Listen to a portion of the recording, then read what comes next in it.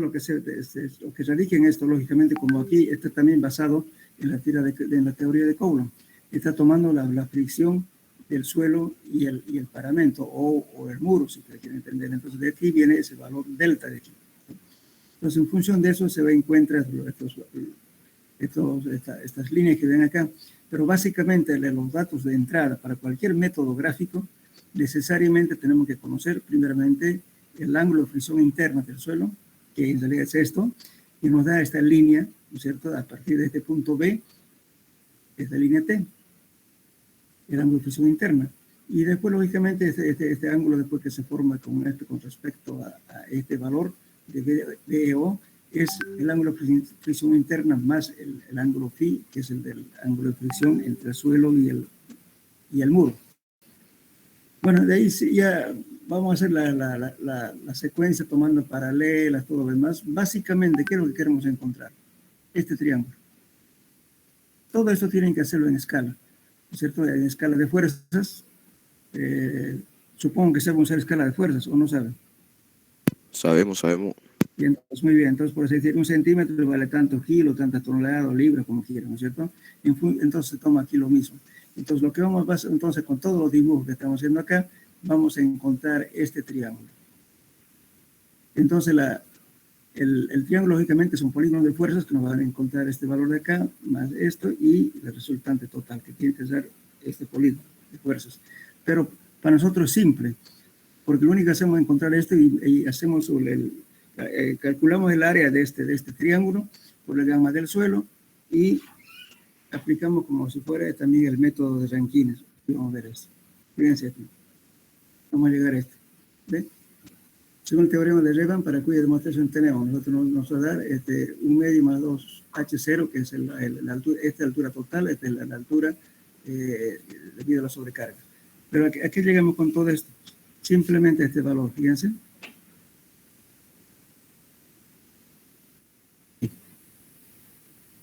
Entonces, el empuje del activo pasivo es el peso expansivo del suelo, 1 más 2 veces H0 sobre H'. Igualmente aquí. Entonces, con eso calculamos justamente los valores del empuje activo. O bien, se puede utilizar la fórmula que es más sencilla, que es esta, de acá. Si quieren, pueden también acá. Este es lo mismo que aquí, solamente que más desarrollado. Entonces, ¿qué es lo que estamos haciendo? Justamente esto es lo que significa el triángulo que estamos viendo anteriormente en la gráfica. De aquí. C, D, G. Esto calculamos todos estos triángulos y por la gama del suelo vamos a dar justamente el empuje activo. También partiendo justamente de la ecuación de Rankine. Bien, eso es el método de Revan. Ahora, el método de Revan también considera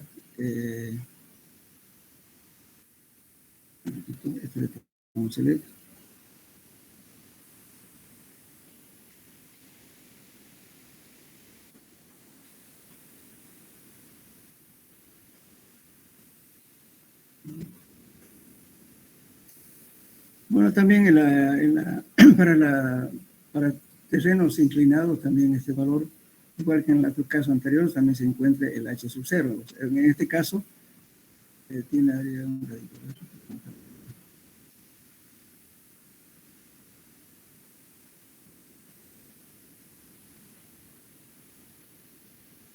O sea, la ventaja del método Revan, como dice aquí, se aplica a sean las formas de la pared, paramento interno del muro y de la superficie libre del terrapleno sobre el cual actúa la sobrecarga. O sea, se aplica a cualquier tipo de forma geométrica y para cualquier tipo de muro o de paramento, como dice acá. Entonces, para eso es la ventaja que tiene ese teorema.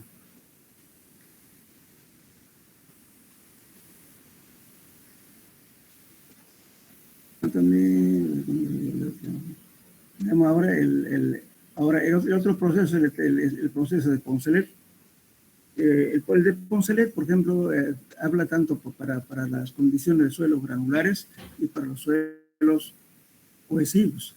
Entonces, Poncelet lo mismamente aquí también está basado en la teoría de Coulomb, porque está tomando en cuenta aparte del ángulo de fricción interna, también toma en cuenta este ángulo que es el de rugosidad entre la pared y el suelo, lo mismo. Entonces, aquí discrimina para tanto para suelos granulares y para suelos finos.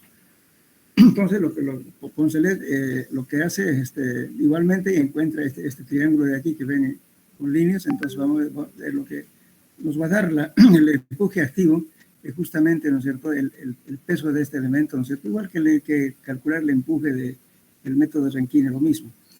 Simplemente que aquí vamos a encontrar por formas geométricas, ¿no es cierto?, utilizando la trigonometría, vamos a encontrar este triángulo, CDG. Es lo que vamos a encontrar. Entonces, en todos estos cálculos, como les decía, siempre tenemos que tener el valor del ángulo de fricción interna, la cohesión y el peso específico del suelo. Elemental. Sin eso no podemos hacer nada. Entonces, como ven acá, esta línea de aquí de BT es el equivalente al ángulo de fricción interna del suelo.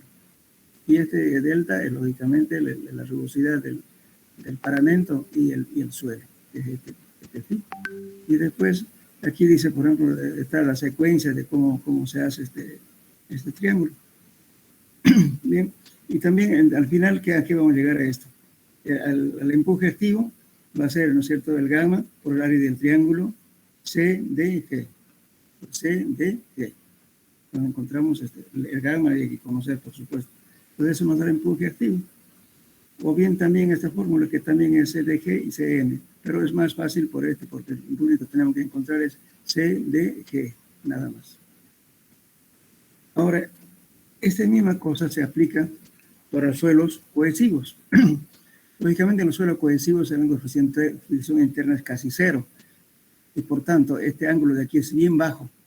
Y por tanto, si queremos hacer esta línea de T, que es lo básico, lo primero que entramos es justamente con esta línea de BT, que está en función del ángulo de fricción interna. Entonces, si esto es chico, lógicamente que esta línea casi no se va a juntar con esta línea horizontal de acá. Entonces, aquí está indicando cómo tenemos qué juegos vamos a hacer justamente para poder determinar este triángulo de aquí. Esto para suelos cohesivos. Están las indicaciones de aquí, trazar tanto, todo lo demás, y ustedes siguen la misma secuencia y van a encontrar este triángulo. Entonces, este triángulo multiplicado por gamma, por la mitad de eso, ya tienen el empuje activo.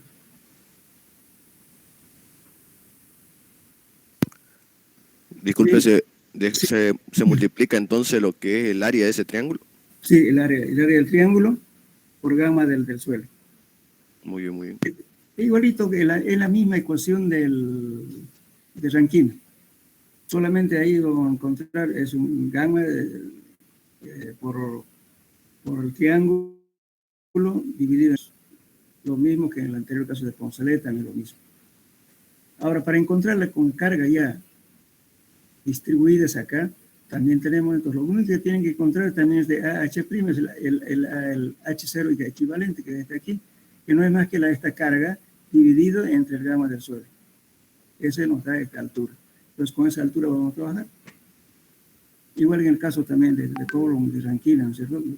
Allá vamos el H0 que era la altura equivalente debido a la carga. Igual acá lo mismo. Pero tienen que leer, o sea, para aprender esto es agarrarse una regla, perdón, es una escuadra, un transportador y usar escala y hacer paso a paso. Como está indicando, digamos, el método. Ahora, las personas que tengan dudas de cualquier cosa, de repente hay un error en este esquema, por favor anótenlo. Van a encontrar bastante información en Juárez Vadillo, en el tomo 2, Juárez Vadillo y Rico Rodríguez.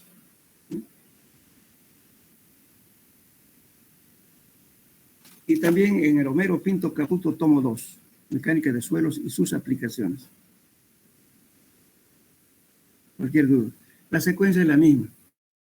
Solamente que de repente en una parte, aquí al copiar, al hacer esto, puede ser que me he equivocado, pero por favor, lo corregí, pero no lo encuentro, pero de repente puede haber un error de una letra. Entonces, pero hay que hacer el seguimiento de la secuencia para encontrar todo esto.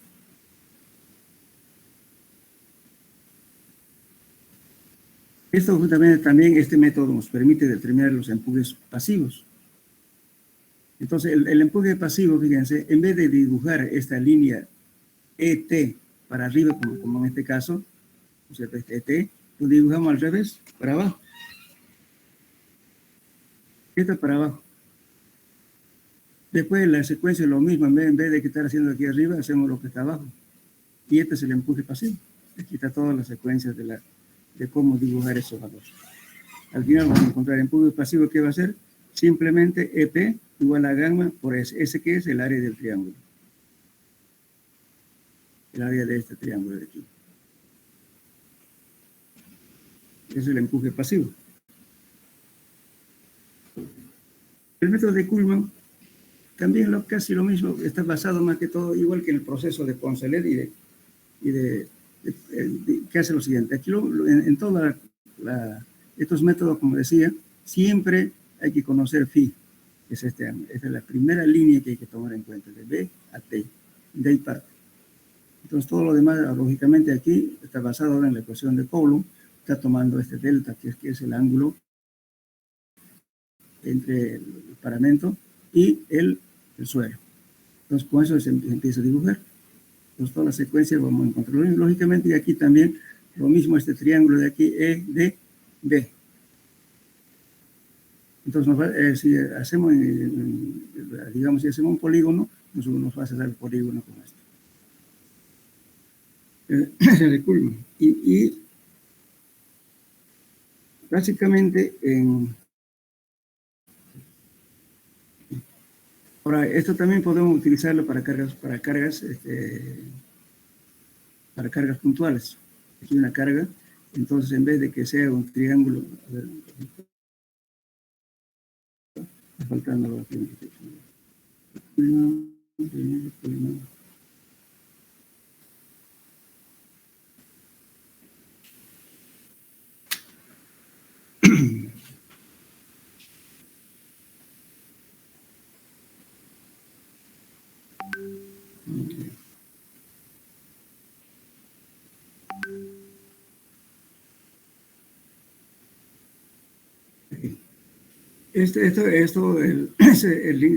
Este se llama línea de Kuhlmann, este valor de aquí, inclinado. Fíjense, también aquí en este caso lo que se hace es encontrar con BT para un suelo granular y con una superficie plana.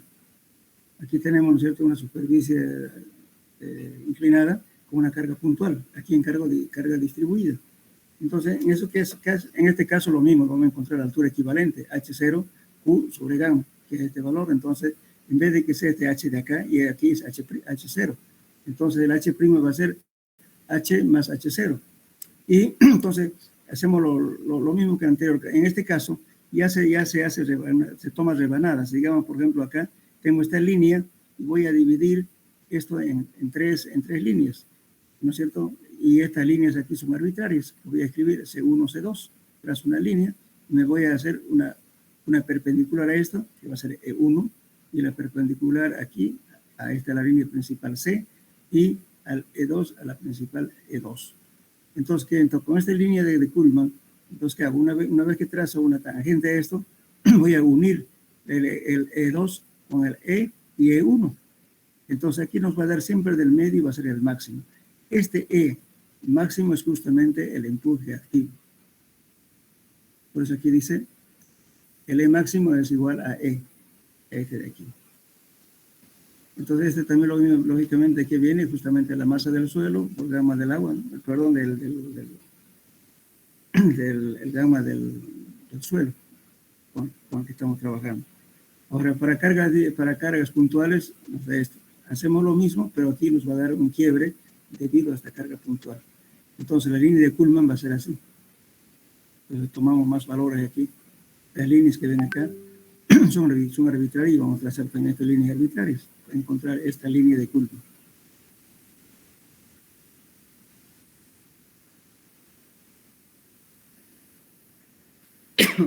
En este caso, esto es para el empuje ya pasivo.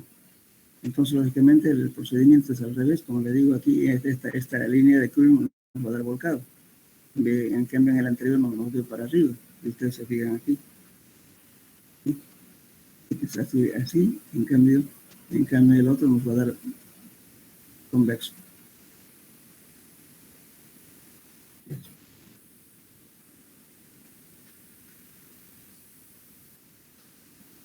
Estos son los métodos gráficos que generalmente casi es muy poco usual, pero si ustedes le hagan un procedimiento, pero para aprender, repito, tenemos que hacer un papel con escuadra, paso a paso para aprender. Lo que está diciendo, porque es una secuencia que hay que seguir. Ahora, si nosotros analizamos, ¿no es cierto?, los empujes en varias camadas que tendríamos que hacer. Entonces tenemos aquí, si un suelo está con varias camadas, lógicamente tenemos diferentes empujes. Entonces un diagrama de presión nos va a dar de esta forma. ¿No es cierto? El empuje activo para este estrato, para este otro estrato, para este estrato, sucesivamente. Vamos a tener diferentes empujes aquí. Ese empuje, para cada uno nos da un diagrama de presiones aquí. Estamos dividiendo en 4 partes, por esta H cuartos, ¿no? Cuando son estratificados. Ahora, en este caso, para suelos cohesivos, pero para suelos, digamos en este caso, para 3 estratos. Lógicamente, igualmente nos queda H1 por H2 dividido entre el gamma 2. O sea, este es un estrato diferente, este es otro y este es otro. Entonces aquí, para este caso, va a ser H1 por el gamma 1 dividido entre el gamma 2. Por peso específico 2. Ahora en esto va a ser igualmente el H1 por gamma 1 más H2 por gamma 2. Todo esto aquí en eso, todo esto, vamos a poner un paréntesis, todo esto dividido entre el gamma 3. Aquí no se olvidaron poner, aquí hay que poner una paréntesis.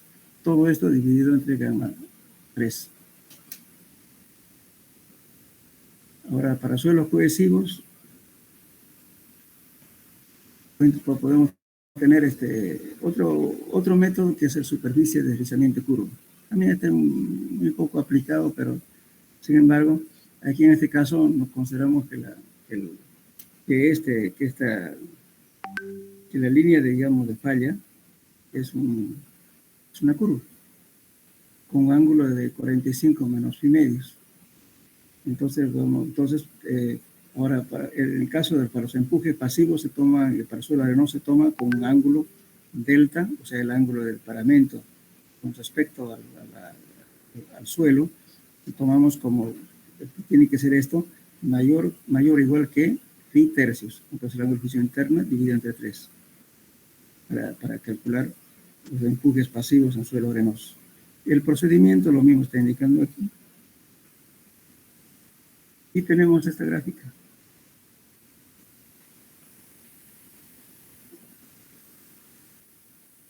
Entonces, para suelos granulares hacemos esto.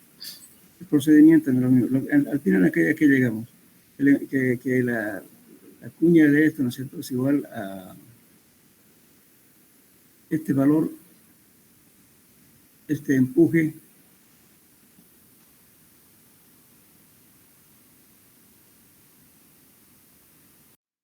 va a ser un tranquilo.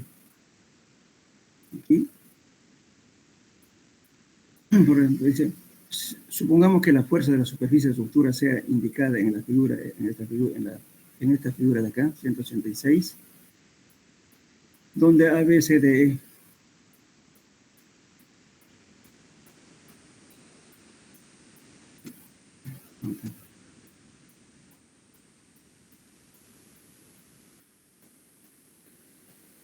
donde la figura dice A, B, C, D, E.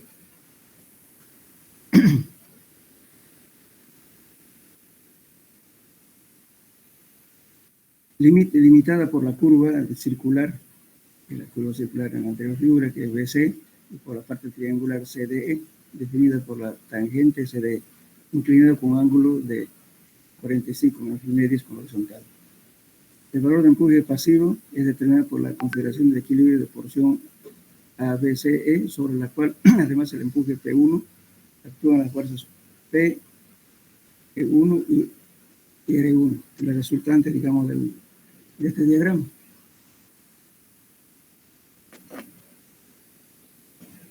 Entonces, la línea de acción del resultante R1 da la reacción a lo largo de la superficie BC. Toda esta componente que sale justamente de esta gráfica. En realidad, este tipo de soluciones ya no se usa, en una palabra. Pero yo les puse esto para demostrar que hay también otros métodos, ¿no es cierto? Los más, si alguno quiere profundizar y utilizar como, de repente le convence más estos métodos, entonces puede utilizar, ¿no?, las gráficas. Pero en la práctica ya es poco usado. Ahora tenemos el otro empuje, que también, por ejemplo, es el método círculo. Este mismo viene en esto. Bastante complicado, ¿verdad? Entonces tenemos aquí nos vamos a basar justamente en una ecuación de R por seno de phi. El phi es una contribución interna y tomamos un radio arbitrario. Entonces, si nos falla entonces, ¿qué tenemos que hacer? Ir aumentando este R.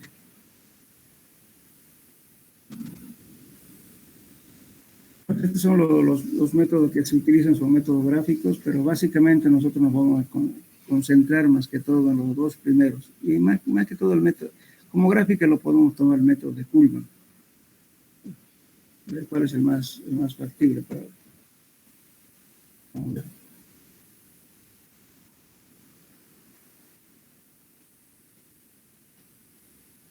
El método de Revan es aplicado para cualquier sistema y es más fácil hacer. Y el de Kuhlmann también, cuando se utiliza, pero un poquito más complicado. En cambio, este es mucho más fácil. Entonces pueden utilizar un método de Revan para cualquier forma de geométrica del muro de contención y para cualquier forma también de la superficie, también con cargas. Entonces esto les va a permitir calcular para situaciones críticas, no siempre con formas geométricas conocidas. Esto puede ser un ondulado o lo que sea, ¿no? Entonces toma este valor así. Pueden hacer por este método gráfico. Siempre partiendo de la hipótesis de Coulomb.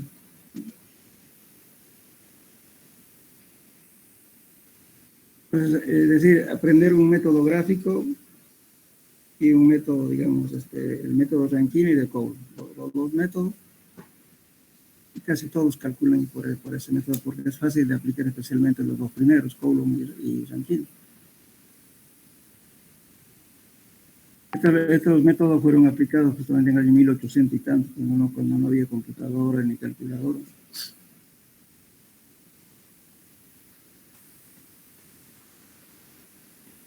Son métodos aproximados, Inge. Son métodos aproximados. Y además, si usted mismo hace con su compañero al lado, va a sacar otro resultado, no es la misma por la apreciación, por la escala que empleamos, no, nunca es igual. El método gráfico jamás es exacto, siempre aproximado. No es exacto.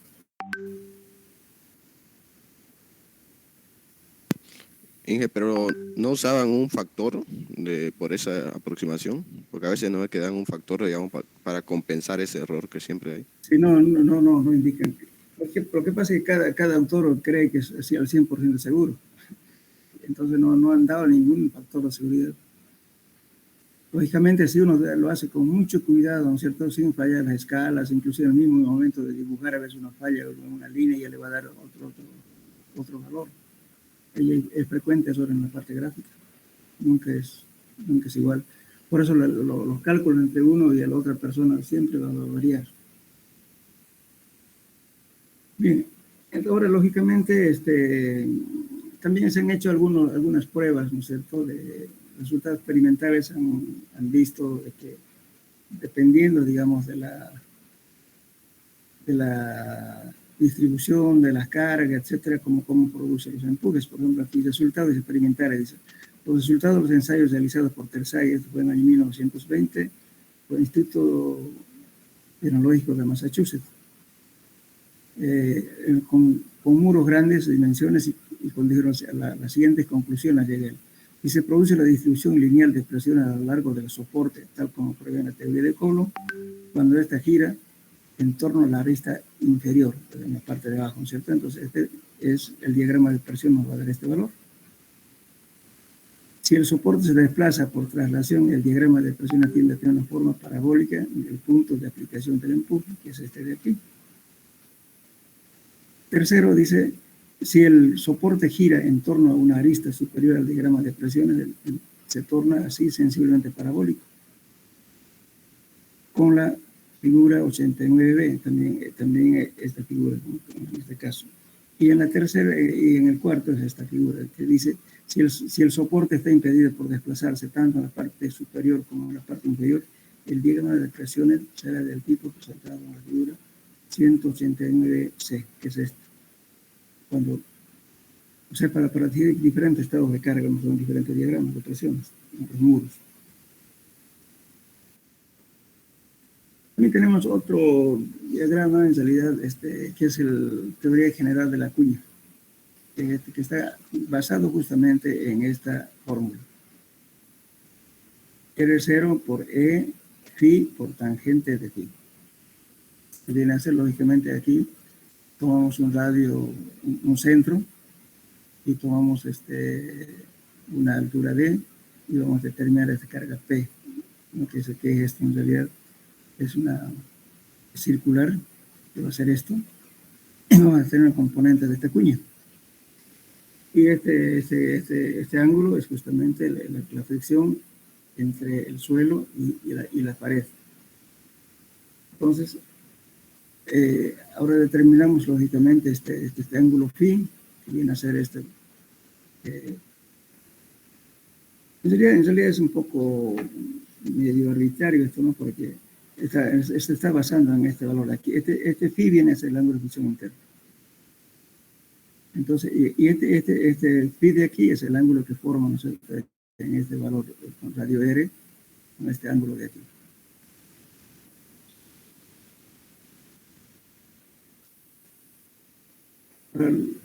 Entonces, el empuje activo, que va a ser simplemente esta carga resultante de la rebanada circular que ven aquí, multiplicado por D entre E,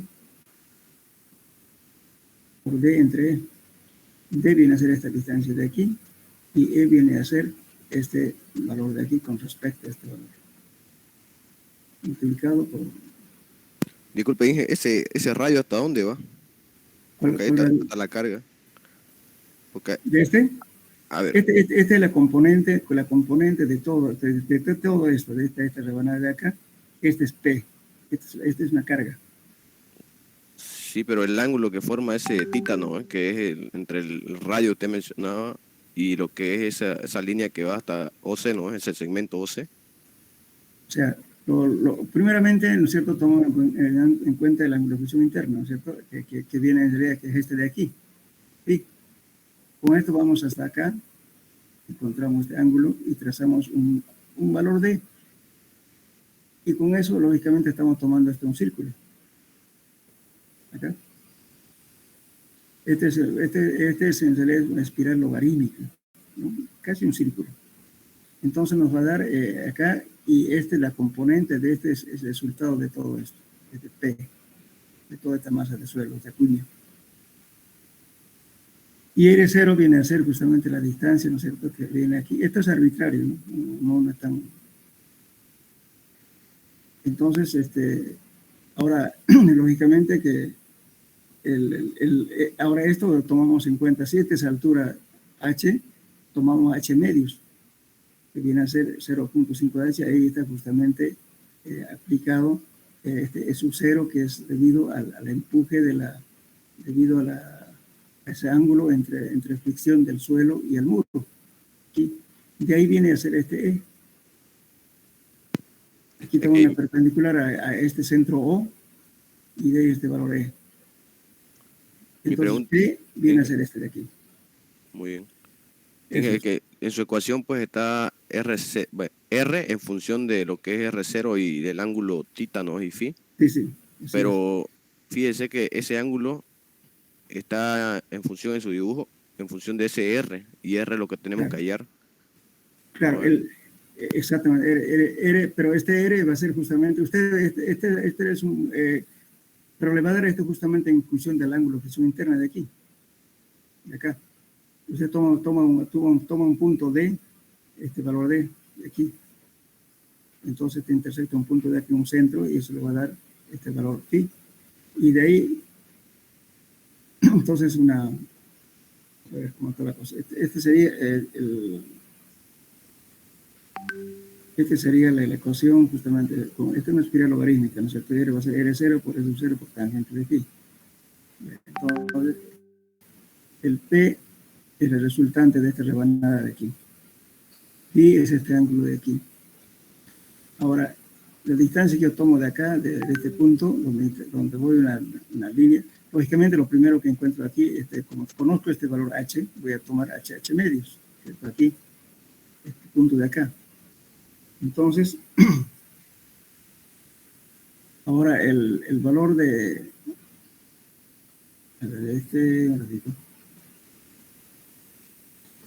este valor E, estoy tomando una paralela a este R. Este es R. De aquí R, R0. ¿Cómo ven?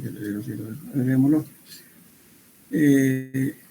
Para el cálculo de empuje activo que actúa sobre el apoyo que sube desplazamiento pasando por una posición inicial AD, que sería AD. Para la posición final AB'. AB', aquí.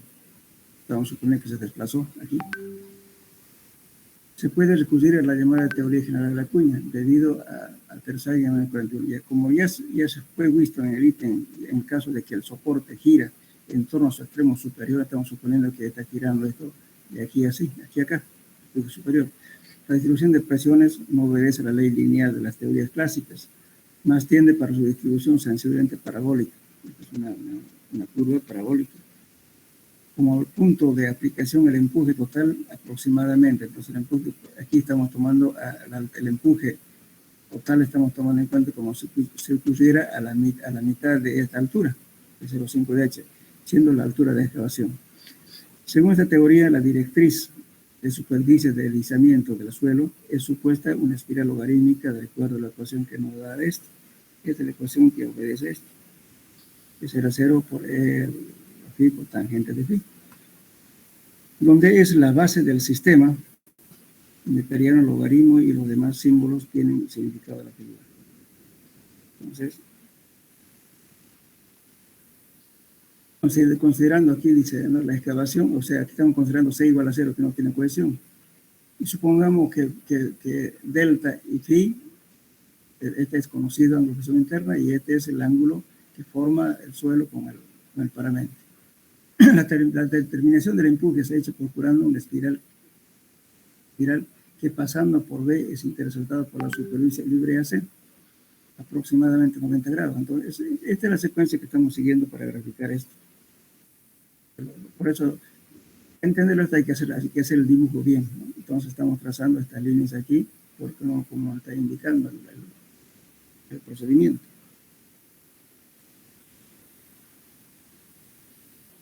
Entonces, esta fuerza, bueno, dice, obtiene finalmente el valor de empuje pasivo, P2, esta fuerza aplicada a media altura.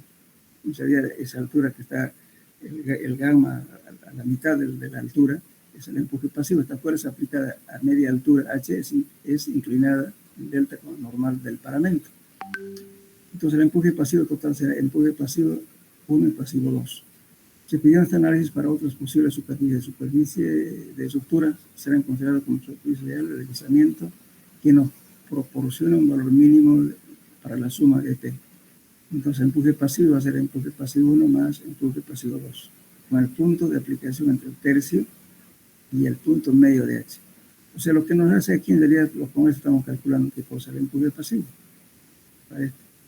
Por eso hay un desplazamiento aquí, debido a que está diciendo de que este elemento está rotando aquí hacia arriba, y no de abajo para allá, sino que está rotando así, por eso que hay un desplazamiento este lado. este lado, el pi. Esa es la teoría que aplica para calcular este empuje. Entonces el empuje, ahora el empuje activo va a ser P, D, E. Le sacamos esta figura. D conocido, este también, hasta el punto de aplicación de acá. Este es una perpendicular a esto. Entonces este empuje, esta es la distancia de aquí, que conocemos SE en escala. Entonces este va a variar en función también de este delta. Puede ser más chico, un poquito más grande. Por eso siempre dicen, ¿no? Siempre hay también una condición de que este delta siempre trabaja con valores menores, mayores, iguales que phi tercios, ¿no? Lo que decía en el anterior caso.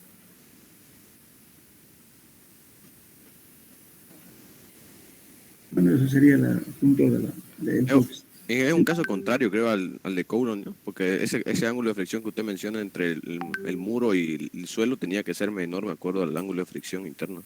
Claro, lo que pasa es que aquí lo que está haciendo es lo siguiente. Primero está considerando, ¿no es cierto?, que ese delta tiene que ser mayor, o igual, pero sin embargo en las otras teorías dice que debe ser menor. En este caso está tomando como si fuera mayor o igual que phi tercios. Pi viene a ser la fricción interna entre 3, que debe ser mayor ese ángulo. Entonces ahí saca ese valor. Ahora, lo que sí, todos estos métodos que hemos visto, no sé qué ha hecho, que hemos encontrado simplemente una fuerza. Y esa fuerza es empuje activo o bien el empuje pasivo. Pero para diferentes casos, ¿no es cierto? Si yo pongo, por ejemplo, una casa que yo tengo un empuje, de repente tengo un relleno, no sé. Entonces voy a calcular yo un empuje activo, lo van a tratar de volcar. Aquí, si yo pongo un suelo aquí, este empuje, ¿qué va a hacer? Me va a favorecer a que no se desplace nada. Va a ser empuje pasivo. Ahora, en este caso, lo mismo, pongo una carga cualquiera, ¿no es cierto? Entonces voy a tener aquí un empuje debido a este suelo y otro debido a van a producir un volcamiento. Y para cada caso de estructural, ¿no?, que tenga, entonces tengo que calcular justamente lo que se llama condiciones de estabilidad. Entonces yo tengo que tomar en cuenta si el muro que estoy colocando me soporta el equilibrio o no. Si no me soporta, entonces de nada me sirve, ¿no es cierto? Tendré que hacer otro tipo de base, o de repente tenga que aumentarle pilotes, o de repente tenga que poner dentellones. Dentellones se llama, yo puedo prolongar este aparato de acá, esta base de aquí, y ponerle como una especie de diente aquí, un dentellón, por eso se llama dentellón. Entonces, de tal modo que no se desplace.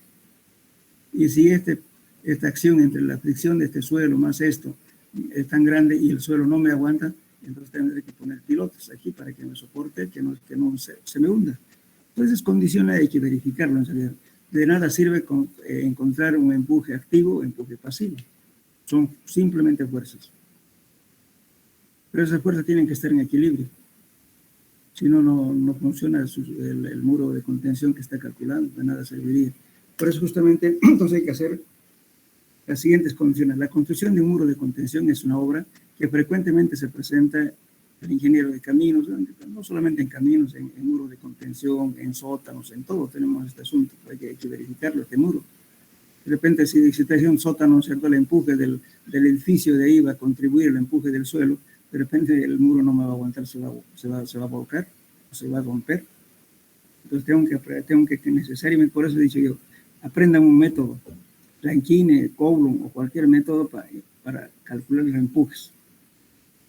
Y luego con esos empujes ustedes van a verificar si les aguanta o no la estructura que están diseñando. Es importante, repito, en los taludes de ferrocarriles, de caminos, en cortes, en caminos para planchadas, para sótanos, para zonas de acceso a cualquier lugar donde debe haber carga. Entonces hay que calcular tomando en cuenta estos valores. Pero esa fuerza que vamos a encontrar, el empuje pasivo y el empuje activo, simplemente son fuerzas de equilibrio que tenemos que tener. Pero hay que verificarlo, si la estructura que estamos haciendo va a aguantar o no va a aguantar. Entonces, ¿qué hace? Aquí dice, La construcción de un muro de contención en una obra frecuentemente se presenta el ingeniero de caminos, el que estamos hablando aquí. Ilustra 3 ejemplos de aplicación. Esto para puentes, esto para edificios con viviendas, en fin. Los muros de sustentación pueden ser de gravedad. ¿Cuándo es de gravedad? Supongamos si tenemos un lugar donde tenemos harta piedra. Entonces pongamos pues un muro de piedra. O de hormigón cíclope o un hormigón simple, o lo que llamamos, ¿cierto? Y de flexión, por ejemplo, los muros de contrafuerte que se colocan de hormigón armado. Entonces son hormigón armado, incluso lógicamente pueden hacer tipo cantilever, por ejemplo, ¿no es cierto? Una especie de celdas, tampoco van a ser un hormigón, una columna demasiado alta, tiene sus limitantes y seguramente lo van a ver ustedes en fundaciones, perdón, en hormigones. Entonces, si es muy alta, bueno, voy a tener que poner una viga, ¿no es cierto?, de tal modo que me amarre con los otros. Entonces, se puede calcular de diferentes formas, de tal modo, no sé, porque el muro, al final de cuentas, además, no es rígido como el muro, digamos, de gravedad. El muro de gravedad es una mole de piedra grande que no tiene deformación lateral. En cambio, en el hormigón sí. El hormigón geométricamente son más esbeltas y, por tanto, va a haber una flexión. Todas esas condiciones tienen que, ahí están además condicionados, donde van a decir, a la altura de tanto ya tienen que poner refuerzo. Creo que es máximo 6 metros, pero algo así. No me acuerdo bien, pero sí es hormigón. Entonces hay que reforzar eso. Se hace una especie de celdas para que soporte justamente el empuje. Bien, después tenemos, dice, o muros formados por piezas de madera, también no solamente va a ser de hormigón o de piedra, de acero o de concreto armado premoldeado, o sea, llenado con suelos, con espacios entre piezas. Otro tipo de obras de contención, la estructura construida con una red metálica formada de cesta y llena de piedra, les lo llamamos gaviones. Los gaviones, ustedes saben que está lleno en todo, tenemos la costumbre nosotros, en los caminos cuando hay un corte, ¿qué hacemos? Un gavión. Casi todos nuestros cortes en ladera están soportados por gaviones. Solamente en una parte hay muros de hormigón. Ahora, en el año 1966 aparece, ¿no es cierto?, un francés de Vidal, y consiste en armar los terraplenes con barras de acero, eso lo llaman tierra armada. Ahora, esta tierra armada también está utilizándose mucho, por ejemplo, en los accesos de puentes, fíjense. Los accesos de puentes que han hecho en el quinto, sexto anillo, qué sé yo, ¿no es cierto? Eso que van barras de acero transversales al relleno que es hecho de tierra. Eso es una tierra armada.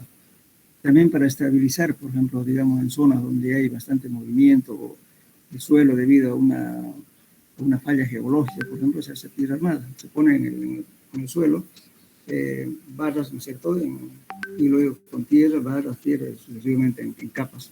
Se va compactando de tal modo que soporten, digamos, la deformación del suelo y que sean estables. Entonces eso ahora lo usan bastante en puentes, este sistema. Eso fue inventado por Vidal en el 1966. Dice, entonces, que consiste en reforzar el terraplén con barras de acero, capaces de soportar fuerzas de tracción importantes. Algunas veces esos elementos son de acero corrugados para lograr aumentar la fricción entre el acero y el suelo. Lógicamente también estas obras tampoco son eternas, ¿no? Pero ustedes saben que con el efecto del suelo, la humedad, el acero se va corroyendo y bueno, va a haber un momento en que tienen que necesitar también cambiar, no es eterno. Este tipo de obras son perentorios. Bueno, tenemos también una serie de elementos, ¿no es cierto? Podemos hacer muros de este tipo. Por ejemplo, aquí está elemento de revestimiento. Aquí podemos formar tierra armada de esta forma, subir con barras y subir hasta arriba. En los puentes, en los accesos, se está utilizando este sistema. Bueno, tenemos aquí una contención, hay con una pendiente. En otro caso, también, como les decía, si este muro de acá, si yo pusiera este muro sin esto, de repente no me va a soportar. Entonces, ¿qué hago? Le puedo poner otro elementos hacia adentro, y sobre eso voy a rellenar tierra. Entonces esta tierra me ayuda a que este muro no se desplace. O bien podría poner, a ver, de repente este muro no me aguanta, entonces ¿qué hago? Le hago un de hormigón esta base de acá, y le pongo una viga más larga acá, y le pongo como una dentadura aquí, un diente, por eso se llama dentellón. Entonces este dentellón que me impide de que esto se me desplace, y el suelo este me está ayudando a soportar el desplazamiento. Ahora, si esto se me hunde por la demasiada fricción, el suelo es muy blando, poca resistencia, y esta presión que me está aplicando es muy grande, entonces pongo pilotes aquí, se hace un cabezal aquí, y se colocan pilotes acá, para transferir estas cargas hacia estratos más fuertes, más duros. Hay diferentes soluciones en cada caso. Sí, señor. ¿Y qué tipo de tierra le echan? O sea, ¿qué tipo de suelo para que estabilice eso? Nunca arcilla. Nunca arcilla. Porque la arcilla tiene un problema. Si usted va a hacer supongamos acceso a un puente, si usted pone arcilla, va a tener deformaciones, va a tener hinchamiento, encogimiento, o sea, no sé, hay un cambio volumétrico que va a tener permanentemente por la humedad que tiene el suelo. Además, por capilaridad, y por más que no le entre agua por arriba, pero el agua está subiendo por abajo por capilaridad. Entonces no es conveniente utilizar suelos arcillosos.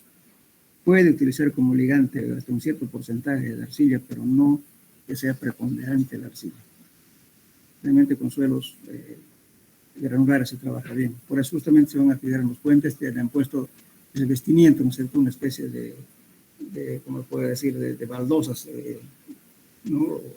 No son ladrillos, sino tipo bloques de hormigón, y ahí adentro está justamente esta tierra armada. No es conveniente trabajar con arcillas. Bueno, entonces, hay infinidad de soluciones que se tiene que dar en diferentes obras para cada caso muy particular. Y además, otra cosa, me decía, aquí no está este dibujo. Realmente cuando tenemos estas pendientes así muy, muy alargadas, supongamos que sea muy largo, imagínense la cantidad de agua que viene cuando llueve. Una torrente tremenda, me va a traer sedimentos y el agua va a pasar por aquí, va a traer sedimentos acá, suponiendo que aquí hay una planchada, que aquí hay tanques de combustible y todo lo demás. Entonces esto no va a ser cualquier cosa. Entonces, ¿qué se va haciendo? En ese caso, cuando este es muy largo, se hacen banquinas. Corto acá, una especie de escalera, ¿no? Subo acá otra vez, corto, otra vez subo así, sucesivamente. Entonces, ¿qué estoy haciendo? Pues mitigando justamente la torrentera, digamos, de la precipitación pluvial que va a venir con una fuerza tanta que me va a erosionar todo esto. Entonces, estoy haciendo en cada banquina, se llama eso. En cada banquina voy a poner una cuneta, mejor si es revestida, con una pendiente mínima, que esté siempre dentro del régimen laminar, con una velocidad muy baja. Tampoco no tiene que ser estática. ¿Por qué? Porque ¿qué pasa? Si yo pongo aquí una cuneta y esta cuneta no me hace correr el agua, no me drena a ningún lado, entonces esa cuneta es un depósito de agua. Al final se va a ir saturando el suelo y entonces me va a producir una zona de falla. La humedad va a ir por acá, por acá, por acá, sí, va a ir a salir por acá. Entonces esto se me va a desplazar.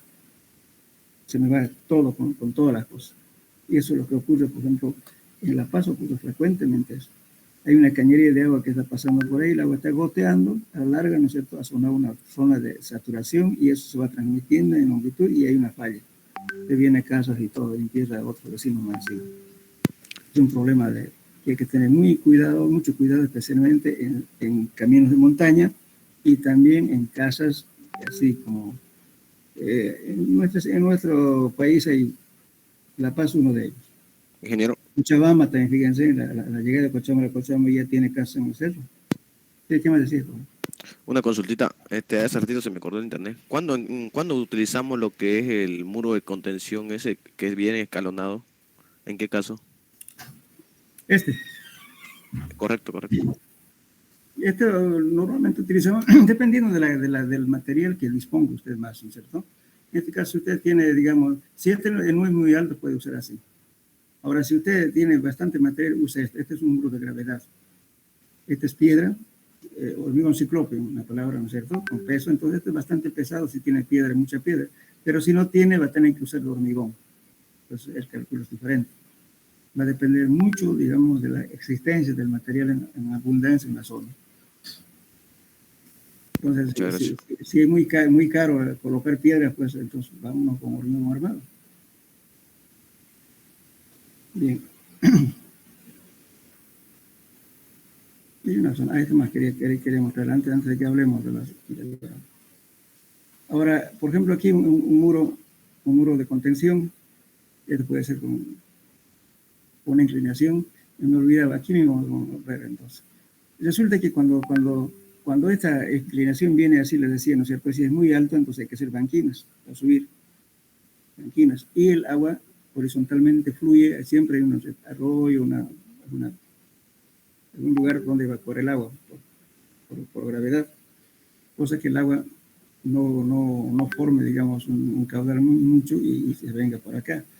Pero de todo modo, si esto fuera una inclinación, aunque sea corta, ¿qué es lo que hay que hacer? Aquí hay que hacer una cuneta, aquí, debidamente revestido, cosa que el agua venga aquí, caiga aquí y que no me rebalse por aquí, porque si me rebalso me está llevando sedimentos aquí.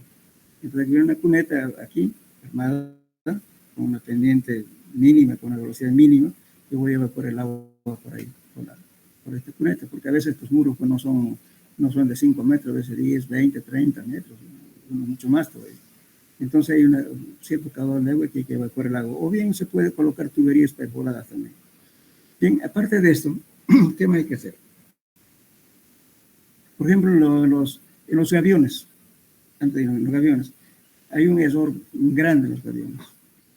Tengo una fotografía, voy a buscar unos revestimientos de aviones que estaban haciendo en Río Caime, cuando hicimos el estudio para puentes. Saqué unas fotos, voy a buscarlos si los puedo mostrárselos. Entonces, por ejemplo, ¿qué pasa? Si yo pongo un gavión aquí, un gavión no es más que piedra encerrada en malla, ¿no es cierto? Conocen gaviones, ¿verdad?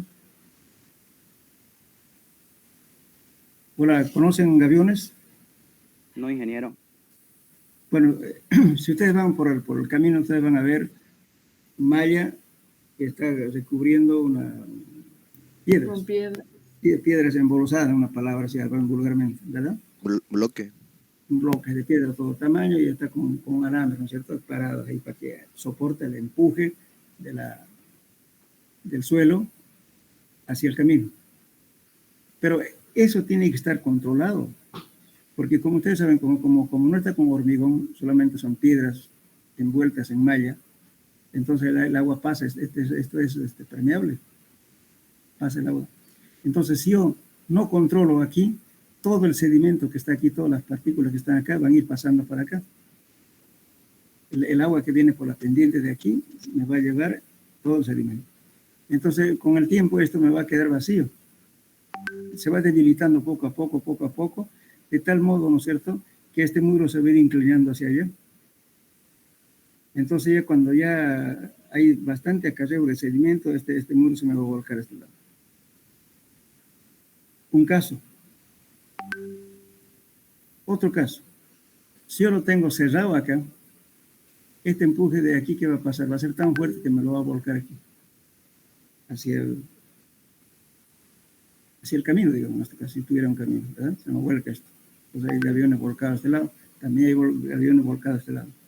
Entonces está ocurriendo por dos aspectos. Uno, si me vuelca por acá, quiere decir que aquí hubo transporte de sedimentos, no se colocó adecuadamente. Aquí se tiene que colocar una manta sintética que le llamamos como se llama geotextil. Como geotextil, y se coloca una especie de gravas, una camada de grava, de tal modo que me filtre el agua que viene aquí, tiene que pasar limpia el agua por aquí. Si pasa agua limpia, no pasa nada, no está llevando sedimentos, entonces este avión va a ser estable. Si se llevó sedimentos, entonces está perdiendo estabilidad. Va a haber un momento en que ya por todas partes va a salir hasta por abajo, por tanto esto se va a desestabilizar totalmente el suelo. Y por consiguiente el peso mismo de este avión se va a ir hacia el suelo y se va a volver. Pero si lo cerré esto completamente, ¿no?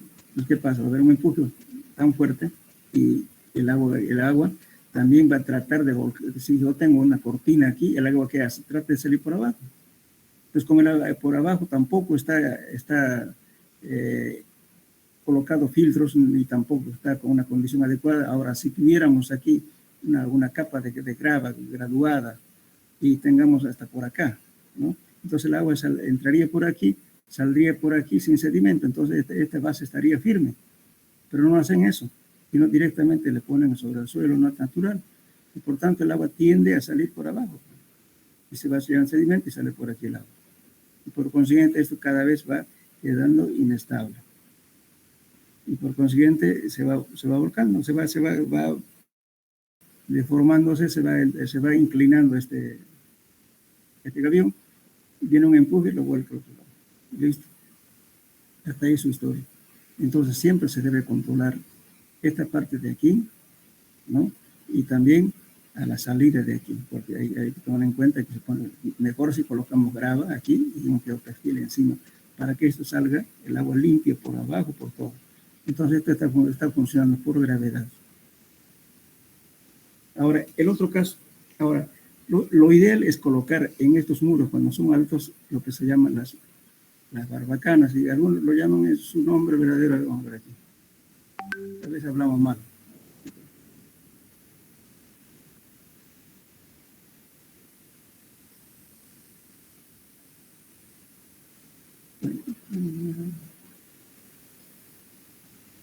Por tienen tiraciones, bueno, se llama broca. Estos conductos que ven aquí, esto puede ser cuadrado, circular, como no, generalmente ponemos circular porque son tubos.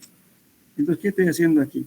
Estoy colocando un tubito inclinado aquí, y acá que pase acá, que pase aquí. Y esto está, fíjense, lo recomendable es colocar una fila que cada 2 metros, aquí está la distribución, y colocarle cada 2 metros.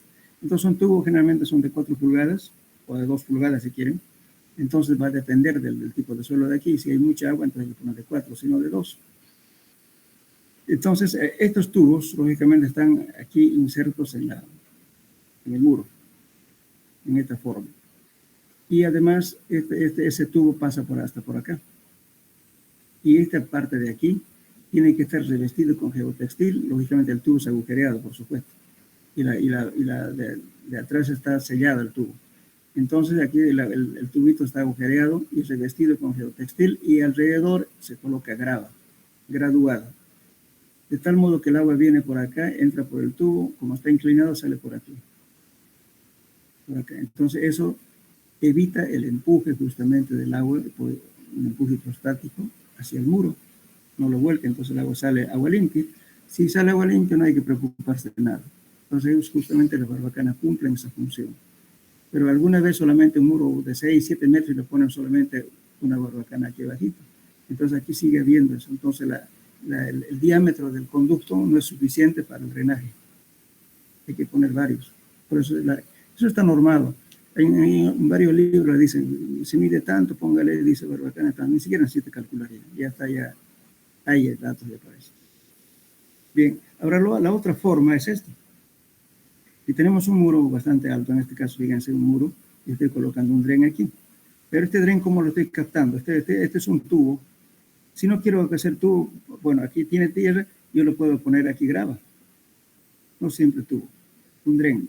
La grava con grava es una coladera, si hablamos en términos vulgares, ¿no es cierto? Entonces, esta va a captar el agua y el agua va a pasar por un conducto que voy a hacer aquí, en el muro. Y por acá sale agua limpia. Especialmente si tengo terreno impermeable aquí, entonces el agua no va a entrar tampoco acá. Entonces, bueno, ¿qué hago? Pues hago esto. Un tren inclinado. También se hacen verticales también. A veces se hace así. Aquí filtros verticales, tubos verticales, todo desde aquí arriba, y se pone un codo y se saca los tubos aquí. Ese es el objeto, de que sea mejor la evacuación del agua que viene por el escurrimiento aquí. Entonces el agua, como el tubo está perforado, entonces el tubo capta todo el agua de la altura que se le pone y saca el agua y sale por aquí agua limpia. Por tanto, esos muros van a ser siempre estables. Entonces eso es el tratamiento que siempre se debe hacer en cualquier muro de contención, no hay que poner un muro ciego. Y también el dren que hay que ponerle en supuesto caso, siempre hay que poner por lo menos y unos cuantos metros más, 1 o 2 metros más. También de eso hay normas, en el suelo 2 vamos a ver eso. La norma dice, bueno, para esto hay que colocar de acuerdo a tercera, dice la altura tanto, tanto. Aquí de aquí entonces hay que poner uno a la entrada, un filtro, y otro a la salida.